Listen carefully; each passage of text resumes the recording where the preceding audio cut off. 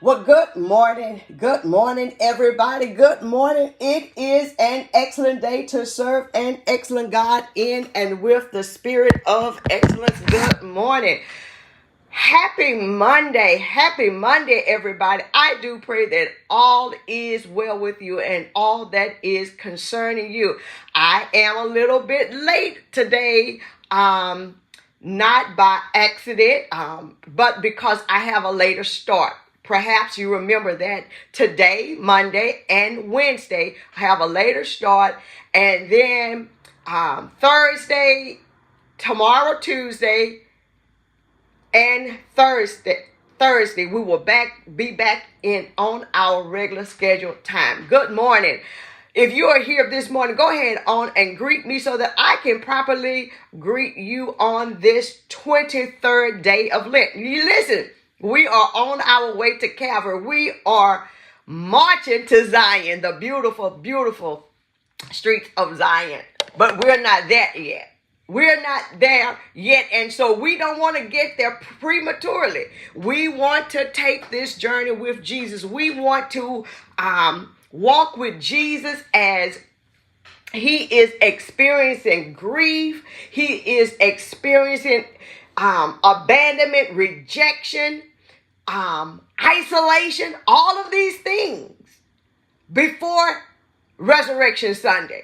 And I wanted to take this journey because I believe it is a constant reminder to me that in this life, even though we have victories, sometimes we go through hell to get through the victories. We go through hell to get through the victories. But when we get there, it is a hallelujah good time. And so during these 40 days, we have in community said that we were going to align ourselves with Jesus, allow ourselves to feel what we feel, to experience the grief, and to not try to rush past sorrow and not try to rush to a speedy resolution, that we were going to feel the process, because it is in the process when we get to victory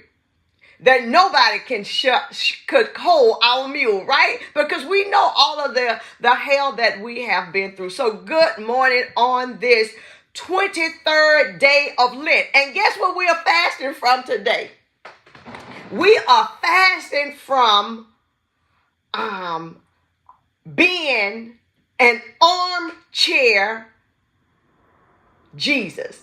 We are fasting from being an armchair Jesus. Sherry, what in the world are you talking about? Well, first of all, let me properly introduce myself. Perhaps this is your first time joining me. I am Coach Sherry, Chaplain Sherry, your community pastor Sherry. I'm Sherry from the 800 block of Mooney Avenue. And so I had an opportunity to be on the 800 block of Mooney Avenue this weekend and saw friends that I have not seen, people that I grew up with. So I'm feeling myself this morning. I am feeling myself because I have had an opportunity to walk the grounds of the 800 block of Mooney Avenue. And one day we're going to talk about all of it, the good, the bad, and the ugly that made me who I am today. But today we're talking about fasting from the armchair Jesus. Now, also, if you are just joining me, you may see me applying makeup, but I am not offering any tools, techniques, tips, or anything. You might can ask me about a particular product that I'm using, but I'm just doing what I'm doing while I am doing what I am doing. So good morning. Now that we have all of that out of the way. Listen again, if you are here, good morning, Joyce. Good morning, Katanja. So glad to see you today. Listen, if y'all find value in this space, would you please go ahead and like, share, tag, bring somebody in this space as we talk about fasting from being the armchair Jesus. Listen, have you ever said, Or listen, just let's go to the basketball game, the LSU South Carolina basketball game on last night, and apparently there was a whole lot of shenanigans going on, right? And the reason I know that it was because I didn't see it personally is because my social media feeds were filled with armchair coaches. They were filled with if I were. Right? They had all the answers of why things happen. If I were her, if I was Coach Kim, if I were Coach Don, I would have done A, B, and C. You know that if I were. If I were in the place of you and had the same circumstances, I would have said, listen, we are fasting from being armchair coaches, armchair Jesus. If you look at the text of John and see, I need to be, I have a later start, but it doesn't mean I can fool around and talk to y'all too long and not apply this makeup. So those who with me, please give me some kind of signal. Let me know, Sherry, you're talking too much and you are not doing what you need to do to get out of the door, because y'all know I get caught up. Today, our focus is on the text where Jesus washes the feet of the disciples. That's in John 13. Jesus washes the disciples' feet. And guess who is among the disciples? Peter and Judas. Peter and Judas were right there. And Peter steps up and says, no, don't wash my feet. Don't wash my feet, right? I'm not worthy of you washing my feet. And Jesus said, yeah, I got to wash your feet too. This is the verse that I want us to understand or look at. John 13:6 says, when Jesus came to Simon Peter, Peter said to him, Lord, are you going to wash my feet? Jesus replied, you don't understand what I'm doing now, but you will understand it later. You know, we saying, well, understand it by and by. There are some things that we won't understand.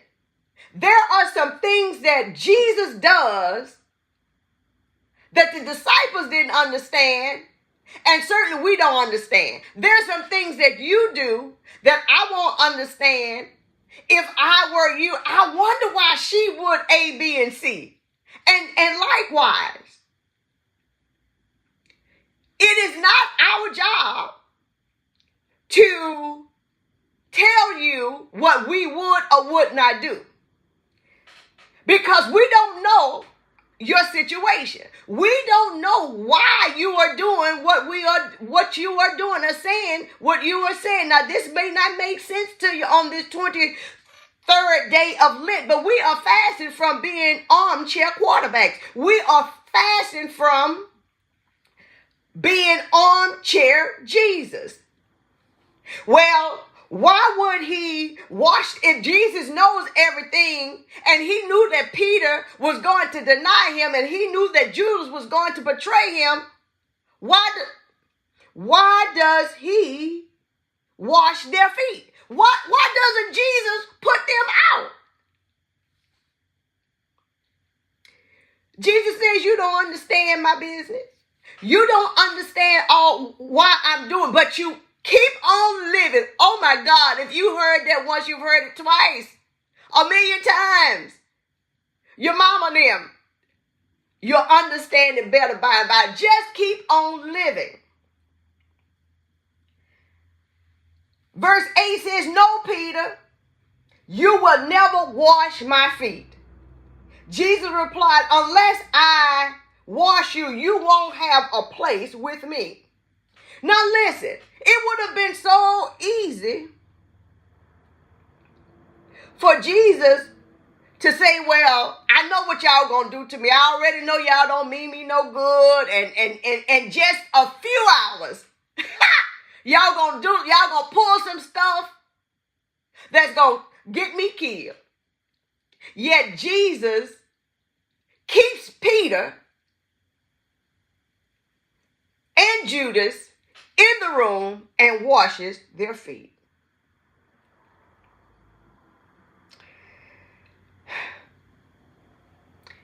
And if we keep on with the text, both Peter and Judas will be at the table.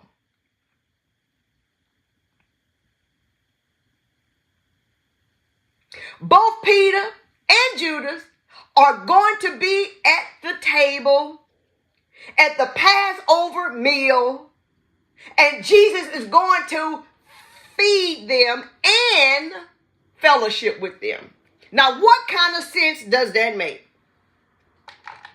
What kind of sense does that make for Jesus knowing what they're about to do? And baby, if we just sniff somebody saying something, if we just sit some in our shadana, we are going to dismiss them. Yet Jesus says, you don't understand. You don't know my business. You don't know how God is dealing with me. You can't say, you're not me. Y'all mighty quiet this morning. But that's okay. That's okay, because I know I'm talking good to you, because I'm talking good to me. There are some things that we say and do to set ourselves up as experts in everybody's business. And Jesus says, you don't understand what I'm doing now. We have all done some things that other people will not understand. Why? Because they don't have the full story. Good morning, Felicia. They don't have the full story. You don't know what's happening to me internally. You don't know what God is doing with me. So let's take our mouths off of if I were you. Because you're not me. And I'm not you. Because Jesus had the whole story. Jesus understood the end as well as the beginning. And Peter or Judas was about to stop his situation. Have you ever played armchair quarterback? Have you ever played armchair Jesus? You have the answers.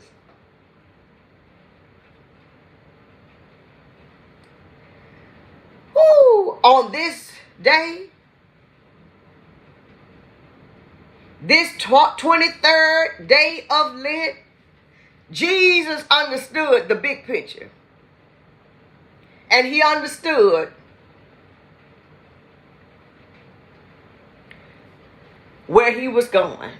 And he understood that this task that he was doing of washing the feet of Jesus, of Judas and Peter, and even allowing them to remain at the table, did not abort his mission.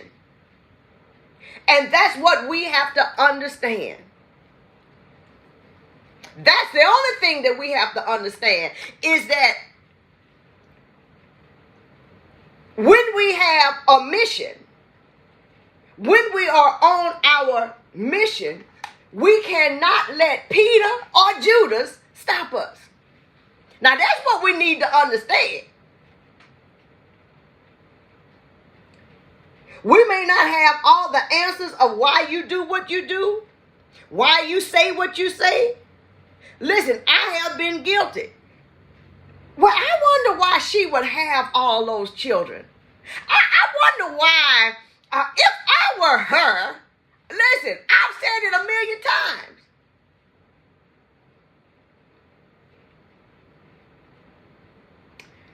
And I have to come to myself. That's not me. People say, well, why is she wearing that bald head? If she would do A, B, and C, or if I were her, listen, on this 23rd day of Lent, we are getting out of other people's business. And we're focusing on our own.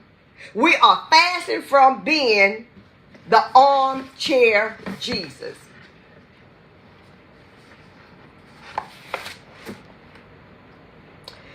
Jesus at that table washed Peter's feet and Judas' feet. At the table, Judas had the 30 pieces of silver. At the table, Peter, unknowingly in such severe bondage to fear, in just a few minutes, he will be so scared that he will give up Jesus. He will deny Jesus. At the table, the same disciples who pledged to die for him, Peter, the disciples, they will abandon him. Yet Jesus kept them around. Jesus did not abandon them even when they abandoned him.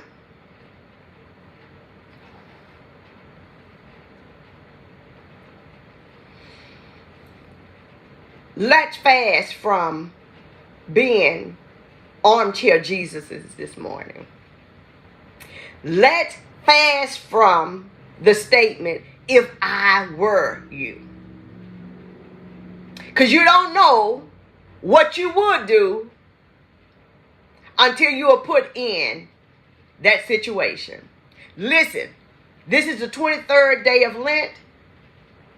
I am Coach Sherry, Chaplain Sherry, your community pastor Sherry, and together we are fasting from being armchair Jesus. Y'all be blessed, and may all